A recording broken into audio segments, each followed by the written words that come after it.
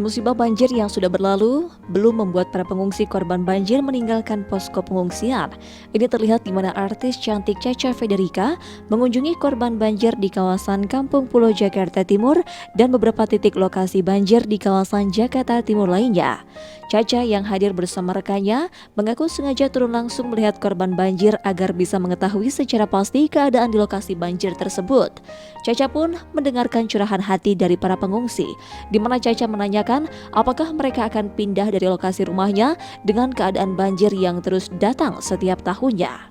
Mendengarkan keluh kesah mereka, aku yang jelas sebagai sesama manusia ya, turut prihatin, ikut sedih juga gitu. Tapi apapun kalau kita cuma sedih, kalau kita cuma memberikan sesuatu yang mungkin nggak ada ujungnya, maksudnya adalah apa, bantuan-bantuan makanan ini kan mungkin memang sangat berguna buat mereka, tapi kan ada jangka waktunya gitu. Tapi kan nggak bisa kalau kita lakukan ini terus setiap tahun, tapi akar dari masalah itu sendiri tidak kita selesaikan. Ya, gitu. paling nggak ada solusinya lah ya. Harus ada solusi yang tepat dan konkret gitu.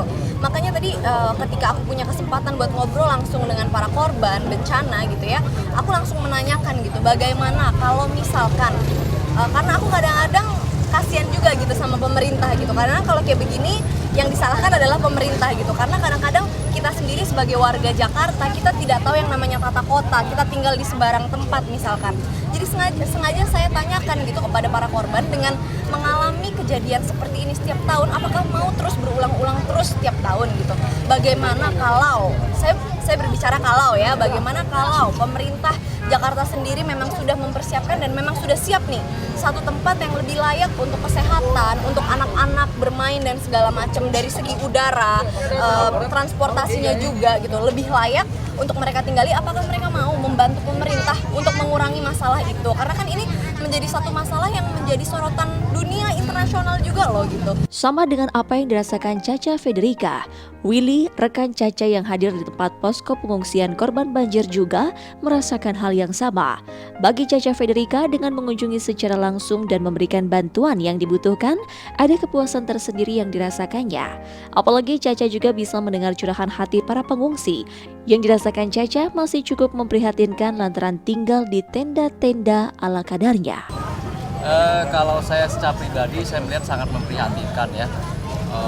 Kalau kita terjun sendiri, kita bisa tahu sebenarnya apa yang dialami sama warga yang terkena musibah banjir. Ya, jadi sangat memprihatinkan. Jadi kalau kita langsung, jadi hati kita tergugah. Ya, jadi paling tidak dengan kehadiran kita di sini ikut menyumbang, bisa meringankan beban mereka.